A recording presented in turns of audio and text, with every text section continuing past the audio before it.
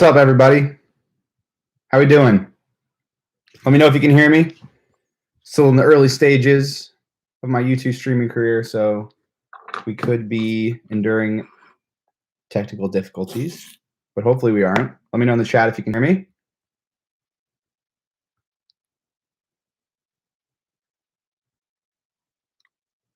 All right. Good to hear. Now I need to get this shared. Give me one sec.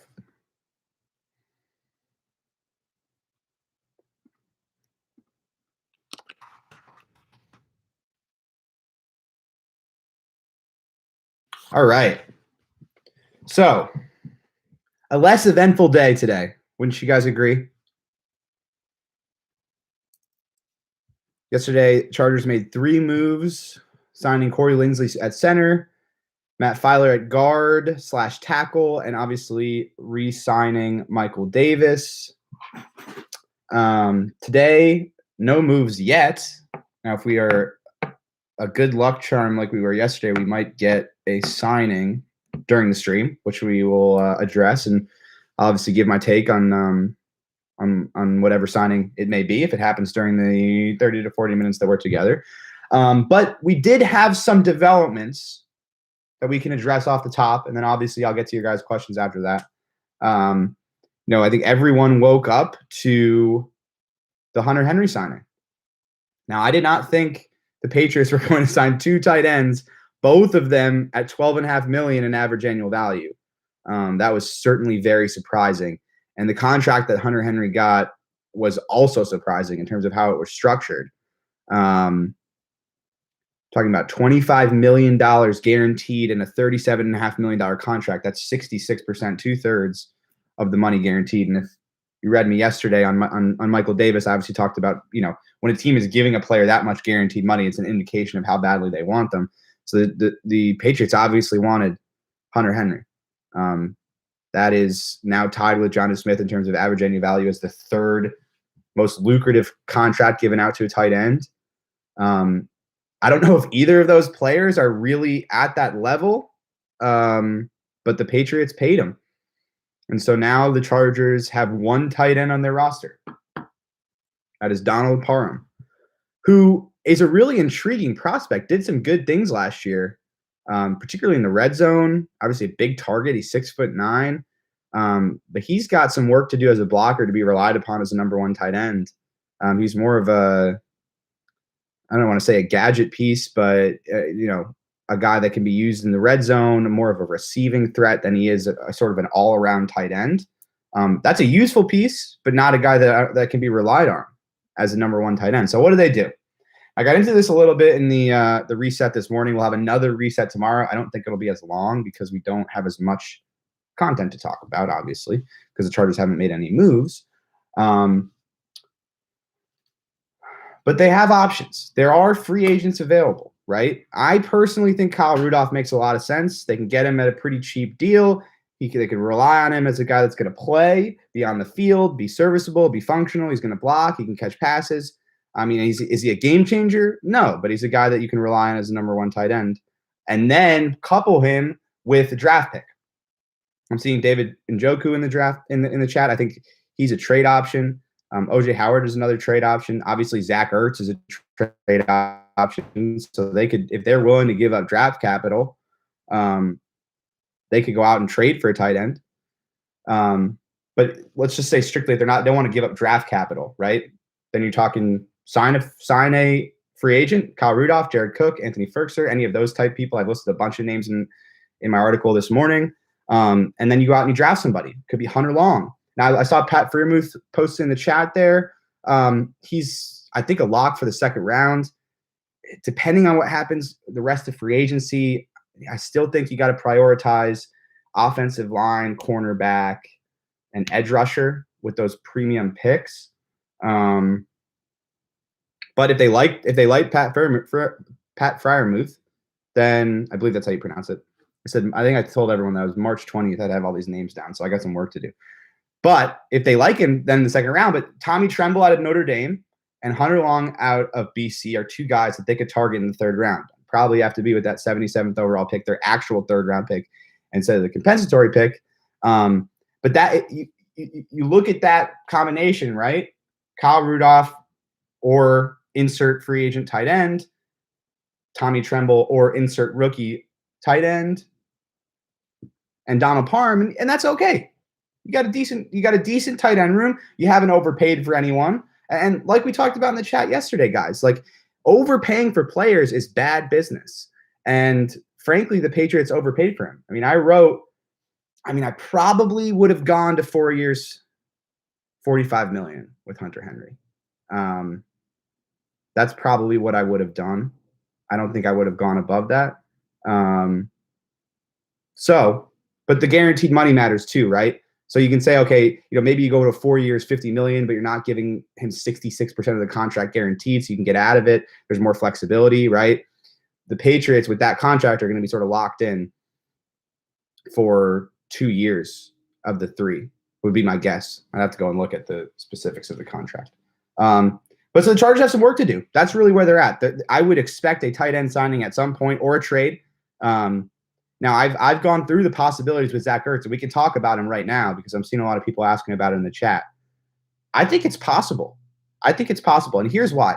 It's not a high-risk move, right? I know the Eagles are sitting there and saying, okay, we want a third-round pick for him. That's basically what they're asking. We want to get a third-round pick for Zach Ertz, and then we'll give back an early 6th-rounder, right? So it'd be the Chargers hypothetically would give up their comp pick, number 97, and they would get back Zach Ertz and say pick 189 in the 6th round. That's one of the trades that I threw out there. That's a lot of compensation, but it's not a high-risk play. Zach Ertz comes in. He's coming off that injury. He's coming off his worst season as a pro. Those are obviously concerns. But if he has a terrible 2021, he walks. It's the last year of his contract. And the Chargers are not, as long as they don't restructure the contract, they're not saddled with any dead money. He walks. And if he signs a contract elsewhere, then he's factored into the compensatory formula. So there's not a lot of risk there in terms of trading for Zach Ertz. You just lose a 3rd-round pick, but you're probably going to use that on a tight end anyway. So I think it makes some sense. Now, I don't think the Chargers are going to give up a 3rd-round pick for him, and they're probably not going to give up a 4th-round pick. I feel like if anyone had offered the Eagles a 4th-round pick at this point, especially one as high as the Chargers in the 4th round, then that deal probably would have gotten done. But I think you're probably having teams offer 5th-round picks for Zach Ertz. The Eagles don't want to give him up for nothing, and that's sort of where you're at. The Eagles, Mike Garafolo reported that the Eagles are willing to keep Zach Ertz on the roster for the season. He said it was unlikely. I don't know how that could happen. It doesn't seem like a tenable situation. I mean, Zach Ertz wants out. He's demanding a trade. Ian Rappaport reported that the Eagles have given the Ertz's agents permission to go seek a trade. You don't really see a situation where that happens and then a guy returns a veteran. I know we talked about Orlando Brown yesterday. If a team can force a player to play, that's one thing. But Zach Ertz has the accrued seasons to hit free agency. So he could hold out if he wanted to. It would just be a messy situation. So I think that the Eagles are going to trade him. It's just a matter of if they're going to get the compensation that they want. But I think it makes some sense. So to put a bow on that before we get into the questions, Chargers have some work to do at tight end, but there are options both in the draft, free agency, and trade. So they have possibilities here to improve that position, but they have a big hole there, with Hunter Henry gone. He was a big part of the offense, and a lot of people think he might be overrated, might be paying him too much. I thought he was a really good player. I really did. But sometimes you have teams that really want a player, and they're going to overpay for him, and that's what happened. Chargers weren't willing to go to that level, and generally speaking, they're always going to look for value in these contracts. They're rarely going to overpay players. So that's really what the situation was. So we got a couple small things, and we'll get to your questions. Tyrod Taylor is signing with the Texans. What do we think about that? Sounds like it's about $6 million-ish in base salary, and then he could earn a bunch more money with incentives if he ends up playing. But if they move on from Deshaun Watson, maybe Tyrod Taylor gets a shot. And frankly, I want to see him get a shot, right? I mean, obviously, things worked out for the Chargers when Justin Herbert came in week 2, but that was an unfortunate situation for Taylor. He thought he was going to sort of get his final shot to start after going through all that stuff, early in his career with the Bills, getting benched for Nate Peterman, and the Browns getting benched for Baker Mayfield. It was like, okay, he's finally going to get a shot. And then he has this just awful occurrence with the pregame injection and the complications from that. He loses his job. So, if the Texans do move on from Deshaun Watson and maybe they trade him to the Patriots, I know you guys don't want to hear that, but our Jeff Howell just threw it out as a possibility. It makes a ton of sense based off what they've been doing in free agency. But if they move on from Deshaun Watson, Tyrod Taylor gets a shot, and I would like to see him start and see what he can do, But that, from a Chargers perspective, now, okay, there was always a chance that they brought Tyrod Taylor back as a backup. Personally, I always felt that he was going to be looking for a chance to start. Now he has that opportunity if the Texans do trade Deshaun Watson. So now they have Easton Stick. And the question is, has Easton Stick gotten enough playing time and enough experience and enough practice time to be relied on as a backup quarterback? I know the Chargers are like desperate to have preseason games this year so that they can get some evaluation on Easton Stick. That was a big thing last year because they were hoping to get a ton of practice time and playing time in those preseason games for Easton Stick in hopes that he would eventually, this year develop into a guy they could rely on as a backup. That's sort of an unknown right now because Easton Stick didn't play in any preseason games because there were no preseason games. So that's going to be pretty big for him this year.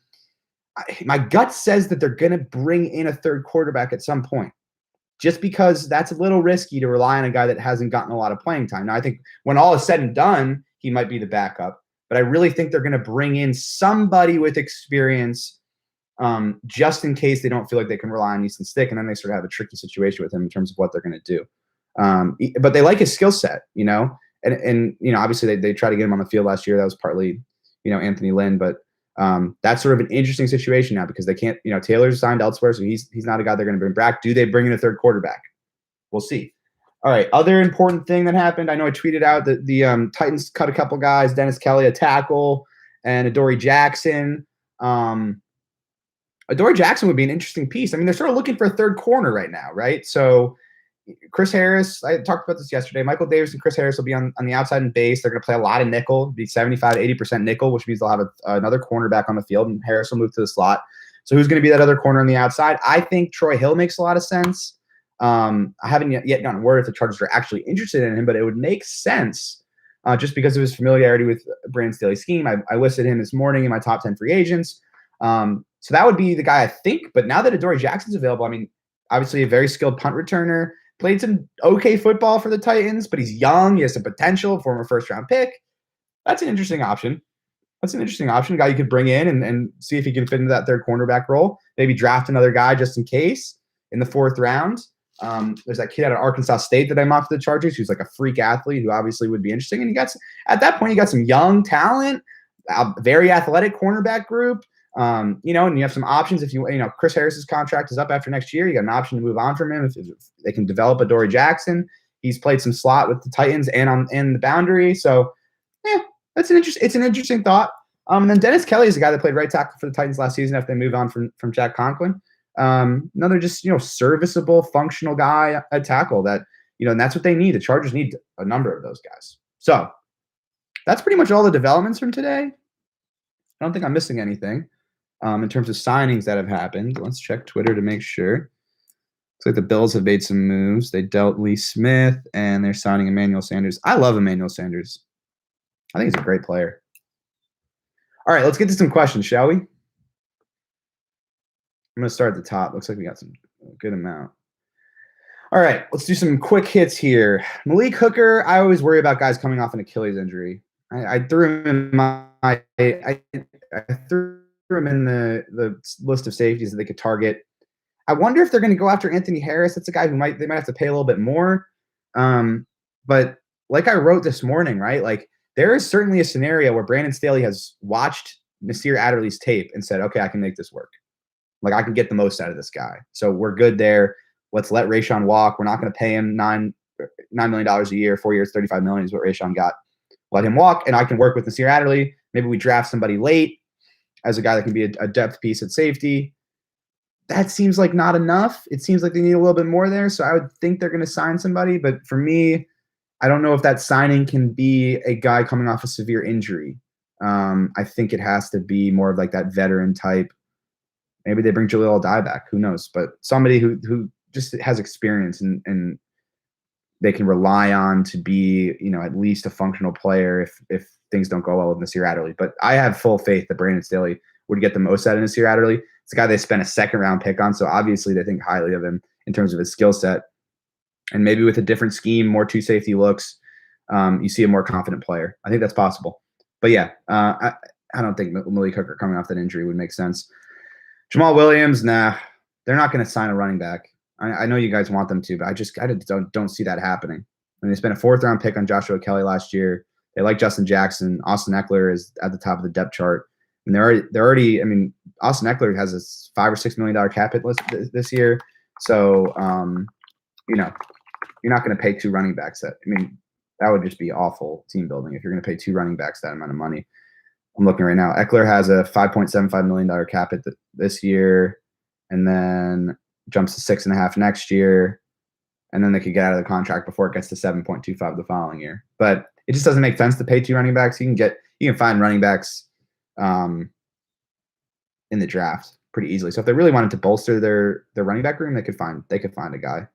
But I don't think they'll do that. I think if they really wanted more talent, they'd go look for an undrafted free agent. All right, what would you guess is the offer the Chargers made for Hunter Henry? I think they offered him the Hooper deal, which was 4 years, $42 million. So, a little over $10 million a year. Maybe they went to 4 years, 45, maybe. But they certainly obviously didn't go to 12.5 a year. So I would think it would be somewhere around that Hooper deal, because I think that's sort of what his value is and what he is as a player. He's a good player, not a great or outstanding player, a good player. That's really what his value is. All right, how do you feel about signing Anthony Harris or William Jackson? I talked about William Jackson yesterday. I think he's a great player, but he's gonna cost $14 million a year. The Chargers can't do that. I mean, that's too much money concentrated in the cornerbacks. Harris could make sense. He's coming off a little bit of a down year, but he really is it's a sort of a true free safety who could fit into that role. So I think that if they were going to target one of those guys, it would be Anthony Harris. But the more I think about it, the more it seems like if they were going to add a safety, they would probably draft one late, or go the veteran route. Harris might be a little too expensive if they really think that Nas Adderley is the guy there. But yeah, Harris more of an option than William Jackson, I would say.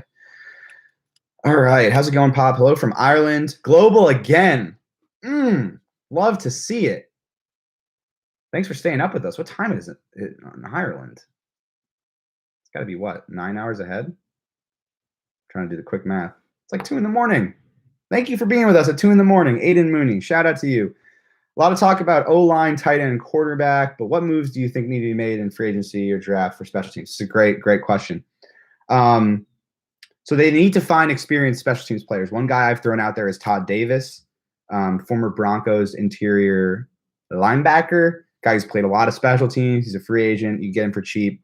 That's the type of player they need to look for. But one guy, in terms of the draft, there are going to be options sort of late, whether it's day 2, maybe more like day 3, sort of in that range, where they can look for a guy that has a lot of special teams experience. Now, one guy I threw out in my mock draft is Justin Hilliard, linebacker from Ohio State, played over 700 special team snaps in his career. They need another linebacker in the rotation. So those are the types of guys you're looking for. Guys that have a lot of experience, guys that are going to be able to come in, learn Darius Swinton's scheme, and be just functional and be comfortable in a special team setting. So you're not putting players out there in the field that don't know what they're doing. Because frankly, that's what they had last year. They had guys that just it didn't look like they knew what they were doing on the field in terms of containing kick returners. And it was a mess. So you just need experienced guys. You need experience and comfortability in special teams. And so that's what you're looking for. Just guys that have played a lot of special teams, whether it's free agent, veterans, or in the draft. Okay. They don't sign a free agent left tackle. Could you see them trading up for Sewell, or would it cost too much draft capital? I think that's going to cost too much draft capital. Yeah, I don't see that happening. Just considering how they value draft picks and what it would take. I mean, they'd have to give up a future first to go get Sewell. So, in that case, just give it the first and trade for Orlando Brown. Now, obviously, it's not a rookie deal, but I'm just saying, it would take a first and then multiple seconds probably to move up to where they need to move up to get Sewell. And, a lot of that depends on how the Chargers evaluate Sewell. But they can get a tackle at 13 without giving up any future capital. If they like a guy like Christian Darrisaw, they think Elijah Vera-Tucker can play tackle, which a lot of people think that he can be a tackle. I think he's, projects better at his guard, but he played well at tackle last year for USC. All right. I'm still working on these Matt Filer cap numbers. I mean, I've been on the phone all day trying to figure this out. Hopefully I'll have it for you guys officially in tomorrow morning's free agency reset. But I'm guessing his cap hit will be around $4 million. I mean, his contract was really similar to the Kevin Zeitler contract. Zeitler signed for 3 years, like 22 and change million. Filer signed for 3 years, 21 million. Zeitler's cap hit is like 4.3, 4.4. So I would guess it's about $4 million. I have the Chargers with about 19.3 million in spending space left. That's all very rough because I don't have the official numbers on Filer's contract. But that would be my guess. And then Michael Badgley's contract is going to be minuscule. I mean, I'd be surprised if he's making, more than $1 million, to be honest, just based on how he's performed. All right. Talked about Adoree Jackson. Talked about some free agents they're looking at. Yeah, I think it's Troy Hill at corner, Anthony Harris at safety, and then, they should be kicking the tires on these tackles. It sounds like Trent Williams is inevitably going to end up back at the 49ers. Personally, I'd come through it. They have the space to give him a Godfather offer and get one of the best left tackles in football. Organizationally, though, that's just not how the Chargers have operated. And it does seem time for them to finally draft a franchise left tackle and develop a guy and sign him to a second contract, something that they haven't done under Tom Telesco. It's always been plugging holes with veterans on the offensive line and hoping that your line is good enough to get you to the playoffs. And it hasn't really worked. And there's a reason it hasn't worked. And there's a reason the good teams are able to draft and develop offensive linemen. Now, the Chargers in a perfect world would love to have five offensive linemen on rookie deals, right? That are all pro players. In a perfect world, that happens. They just missed on their draft picks. And they haven't done a good job of identifying offensive line talent and drafting it. I think people in that personnel department would admit that to you. But it is time for them to hit on one of these picks. And they need a franchise left tackle. And that would open up a lot of things for them if they don't have to allocate a lot of cap space to a tackle. But Trent Williams is a damn good player. So if he's actually considering other teams outside of the 49ers, then you have to at least think about it for the Chargers. All right. Let's keep moving down. Lots of comments. I'm going to go to that front of the chat. Give me a heads up. How you guys doing? Just let me know what's up. How we doing?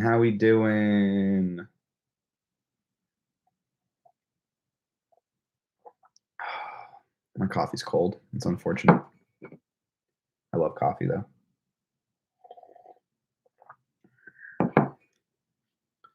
All right. Let's keep moving through some questions.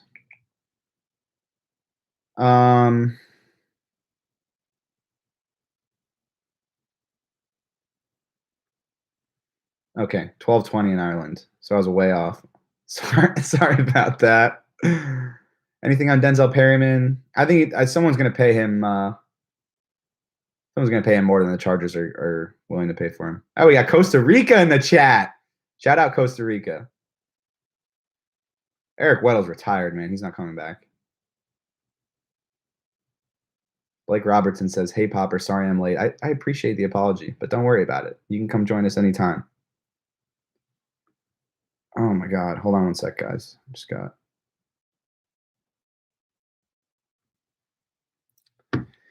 another dead end on the Filer information. It's been all day. So we'll see. Eventually, I will get access to it, and I will give that to you guys. All right, what else? What else we got? Damian Williams. Nah, I'm telling you guys, they're not going to sign a running back. I would be very surprised. Very surprised if that happens. Think Mike Williams will be traded? No. I've been saying all along that I think Mike Williams is going to play this season on the 50-year option. That's what I think. Now, we went over this yesterday, but for those who weren't here, Mike Williams, $15.68 million base salary becomes guaranteed at the start of the new league year. That is tomorrow at 1 p.m. Pacific time. As soon as that hits, they can't cut him anymore. Now, they could hypothetically release him at any point between now and then. I don't see that happening. So once that happens, his salary is guaranteed. So the only possibility they have to lower that cap hit for 2021 is to agree to an extension. And like I talked about yesterday, there isn't a whole lot of incentive for Mike Williams to agree to an extension unless the Chargers sweeten the pot with a lot of guaranteed money. But right now, it would be $16 million guaranteed, so they'd have to offer him more than that, and then he'd be getting it over multiple seasons. So, they'd have to give him a pretty lucrative extension for him to, from a financial perspective, to agree to a contract extension. So that's where things stand with Mike Williams. But they love him internally. I keep telling you guys that. They value him a lot more highly than his production indicates to the public. So keep that in mind. All right, let's keep going. I talked about Trent Williams, Tavon Campbell. He was more of an Anthony Lynn guy. We'll see if he makes ends up making the roster. Vera Tucker can play right guard. Yeah, so I think if they drafted Vera Tucker, it would be Filer at left guard, Lindsley at center, and Vera Tucker at right guard. And then they'd have to find a left tackle answer, either in free agency or in the second round. Maybe it's Walker Little. Maybe it's Sam Cosme. Maybe it's James Hudson. Those are the options. All right.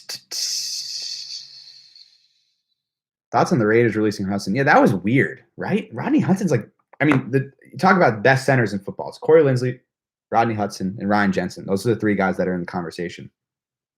So who knows what's going on in the Raiders? I feel like they cut and trade. They either cut or traded their entire offensive line this offseason.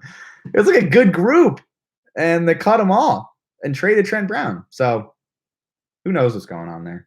I'll have to check in with our Raiders guys.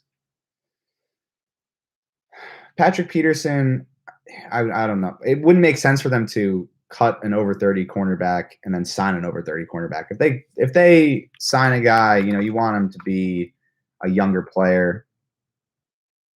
Troy Hill is 29, going to turn 30. That's more in the range that I look for. Ideally, you get even younger than that. Adoree Jackson obviously is a guy who's younger than that, or they, go into the draft to get somebody young. All right, let's keep going here.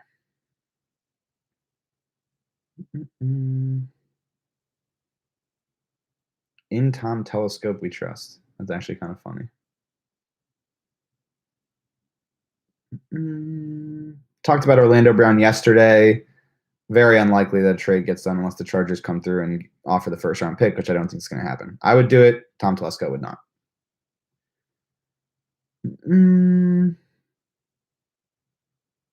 What's a non-edge, O-line, tight end, cornerback, or safety position we could sign? You're listing all their needs.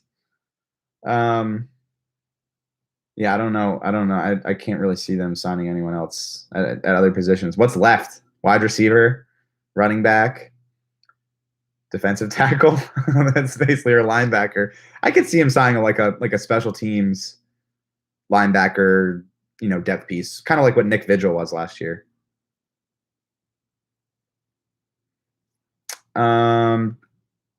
We're talking mock drafts. Do you think Kyle Pitts will be there at 13? No, I don't think he's going to be there at 13. So the Chargers, if they really like him, would probably have to trade up. Do you believe Ingram is coming back? I do not. Greetings from Mexico. We're global. Remember that. We're global. Yeah, I don't think Melvin Ingram's coming back. But if he doesn't have, the Raiders were a possibility for him because Gus Bradley's there now. But they signed Yannick Ngakoue, who used to be with Gus Bradley in Jacksonville. That was kind of their edge rusher, Leo guy that they got. So if Ingram doesn't have a huge market and they could bring him back at a lot of people have been saying, let's see, what's this? All right, Jermaine Ifedi going back to the Bears. That's a target I thought the Chargers could have a guard. What were we just talking about?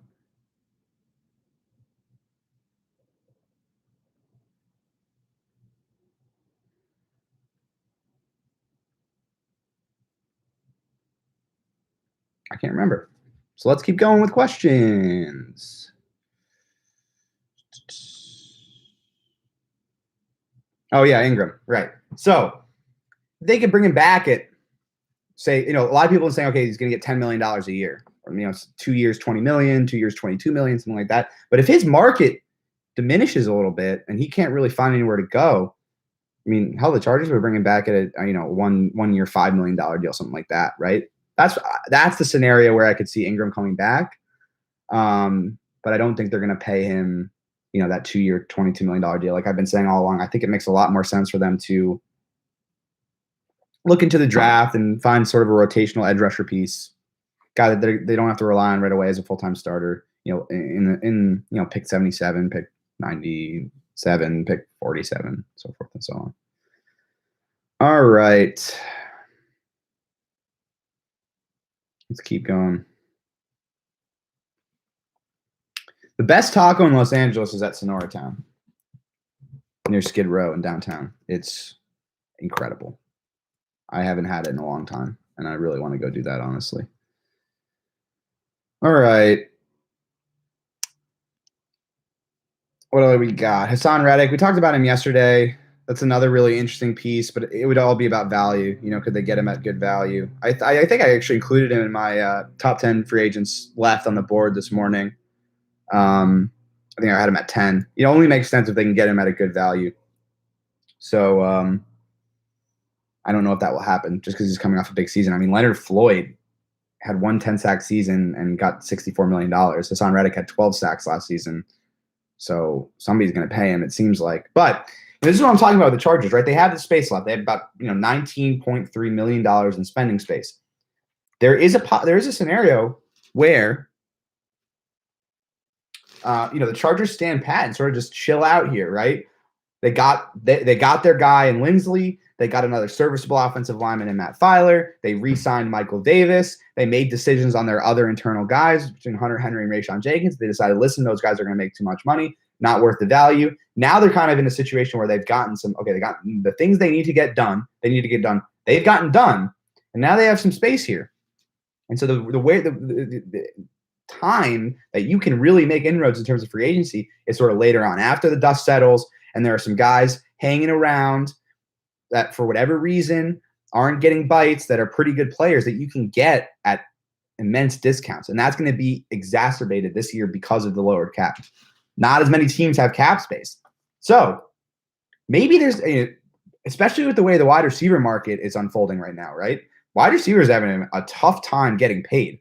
Is there a scenario where there's one of these wide receivers left on the market that's no one really wants to touch for whatever reason, largely because of salary cap restrictions, that the Chargers could bring on a 1-year deal, and all of a sudden, your third wide receiver spot isn't Jalen Guyton or Tyron Johnson. It's someone a whole lot better than that. Now that I say that, that's something I'm probably going to write about for tomorrow. So stay tuned. Alejandro Villanueva. Yeah, I think like all those guys, they should kick the tires on all those guys. Riley Reif, Villanueva, Eric Fisher, Mitchell Schwartz, Bobby Massey, all those guys. All those over 30 tackles that are available. You kick the tires on them, because if you bring a guy in, a left tackle, as a free agent, gives you so many more possibilities in terms of what you do in the draft. You could go in a different direction in the first round. You go with Kyle Pitts, trade up for him, that sort of thing. So the good thing is, and I wrote about this morning, they have a lot of flexibility now. The moves that they've made have kind of set them up. They hit all the important parts, right? The Rayshon Jenkins thing is a little concerning, and they need to go get a tight end. But they're in decent shape right now. They really did a good job of getting their 2 guys in the offensive line that solidified that position group to an extent.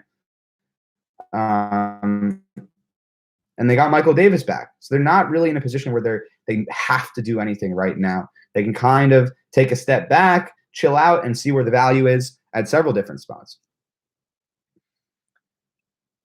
Kaiser White or Drew Tranquill? Who's the better player? I don't know what that question means. I think Drew Tranquill's a better player, but I also think Kaiser White's shown a lot of development in recent seasons, and I like his versatility. He could play all three linebacker spots in Gus Bradley's defense, and I think he's going to provide some depth in the interior. So you got Drew Tranquill, you got Kenneth Murray, you got Kaiser White. So you're really looking for a special teams guy at the inside linebacker position.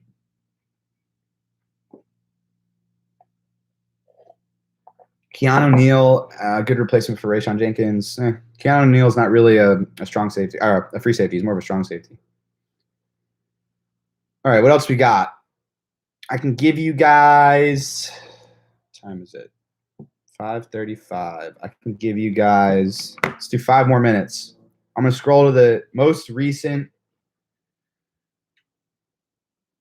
messages in the chat. So send in your questions right now. Let's go. I'm looking at the most recent messages. So send in those questions. I'm going to answer some good ones. Wyatt Davis in round 2. Yeah, I like Wyatt Davis. That makes sense for me. Yeah. Yeah, what Donovan Hall said is right. Keanu Neal's not the versatile safety like Jenkins. I don't think he can play free or strong. I think he's more of a strong box type guy. Let's keep going. Juju to the Chargers for the 9 millionth time. I do not see that happening. Unless, like I was saying, gets to a scenario where they could get him at so cheap that it's a no-brainer. Samuel Jr. is a corner option in the draft. Yep, I agree with that.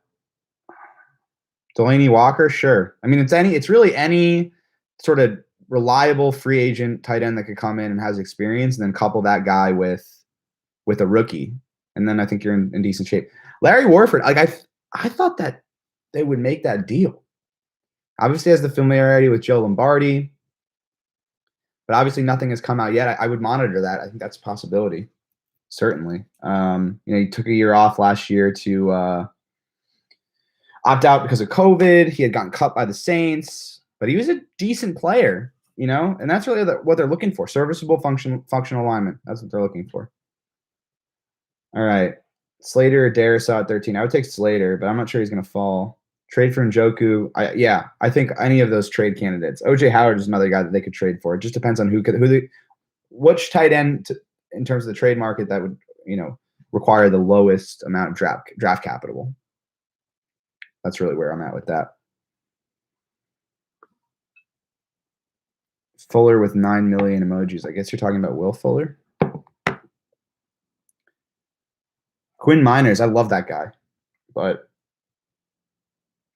we'll see. He could be like a second round pick. I mean, he has just absolutely skyrocketed up draft boards. Yeah, everyone's putting Fuller in there. He gets hurt a lot. I don't know if I want to, I don't know. He's like, spent all that money on Travis Benjamin. He was hurt a lot. I feel like I'm not saying that they're the same player, but I could foresee a situation where you end up with Fuller not playing a whole lot. I mean, last year was the first time he played. He was playing a whole season, and he got suspended the last 4 games for violating the performance-enhancing drugs policy. All right. Jake, you should put more emojis in your next Will Fuller comment. It'll definitely add to the allure. Bring back Virgil Green. Nah. Eric Fisher did tear his ACL. Guilty as charged. What's up, guys? All right. Yeah, so taking into account Staley's defensive scheme, what positions are we most in need of? I would say a third corner and free safety. Now, the Rams last year did do a lot of like 3 safety packages where they sort of moved John Johnson down into a linebacker role, dime role, which is what I think they will do with Derwin. So if they do a lot of that 3 safety stuff, which I think would make sense, then they definitely need to go get a safety. So that's definitely something to keep an eye on. Richard Sherman would not be a good fit in the defense. I think he's going to end up going to one of the cover 3 teams, the Jets with Robert Saleh, Gus Bradley with the Raiders. I think that makes sense. Obviously, he was with Saleh in San Francisco. Richard Sherman is not going to play free safety.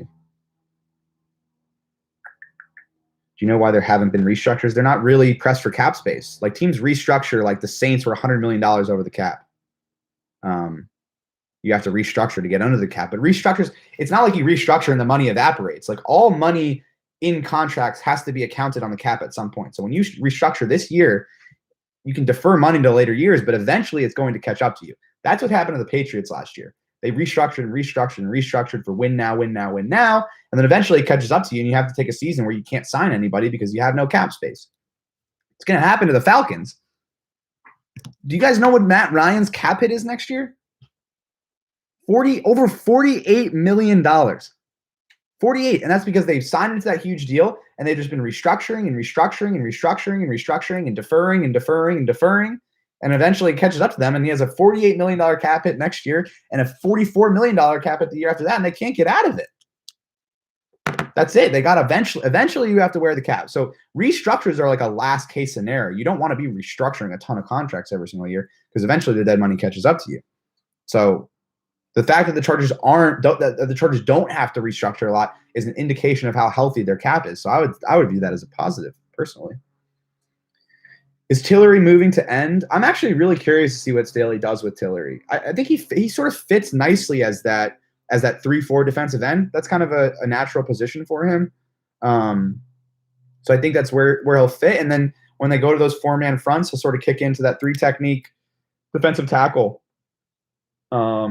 spot that he played a lot of last year. But he had success as an end. Remember, when Bosa was hurt and they kicked him out to big end, he played some good football there, and that's where a lot of his pass rushing productivity came from. So I'll be curious to see that as a guy that has some versatility, right? And I could see Staley moving him around to a bunch of different spots. I mean, this is a guy, Brandon Staley, that is going to be very creative with his pieces that he has. And Jerry Tillery is a guy that I'm really curious about to see what they do with him. All right. Who is our number 1 cornerback? That would be Michael Davis. All right, guys. 1 more minute. Get the questions in. I'll go as fast as I can. See my photo right here? My buddy's Grant Germano. Back in New York City, one of my good friends from college. He's an outstanding photographer. He took this of Brooklyn Bridge in New York, Miss New York. All right, what else we got? Pretty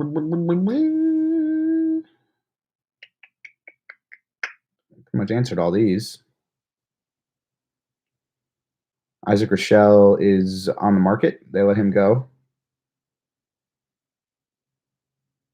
Adam Vinatieri to the Chargers. No shot. New York City represent. Hell yeah. Love New York City.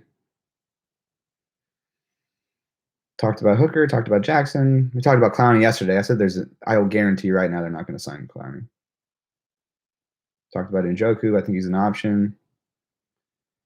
Yeah, some of you guys like the Athletic live chats better.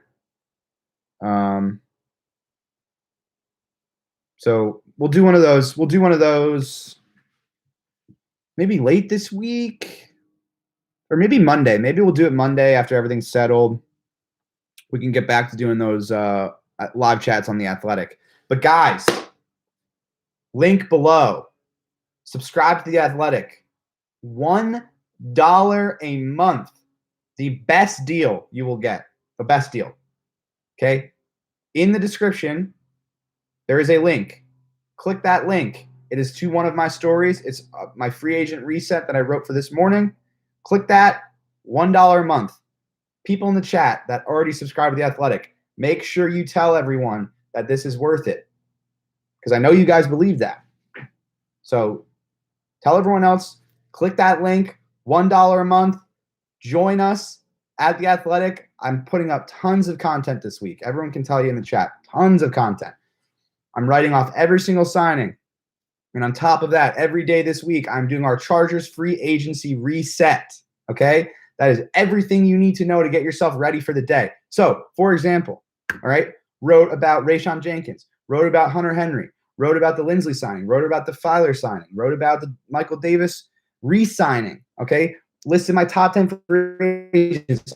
All of that was up 6 a.m. this morning. So anyone that was up for the Hunter Henry signing already had analysis in there about, okay, this is what they should do at tight end. I'll have the same thing ready for you tomorrow morning, talking about a lot of the stuff that we talked about in here, but I'll go more in depth. You'll have more information. Hopefully I'll have those Filer numbers for you, and I will lay out the entire day. Okay, here are the things that you have to be looking at to get you ready for day 3 of free agency. That'll be up tomorrow morning. So if you want access to that, click the link below. $1 a month. $1. That's it. It's absolutely worth it. All right. We will continue to do these because we're getting some good engagement here. So you guys like it? You guys like YouTube? I think YouTube is working well. Let me know in the chat.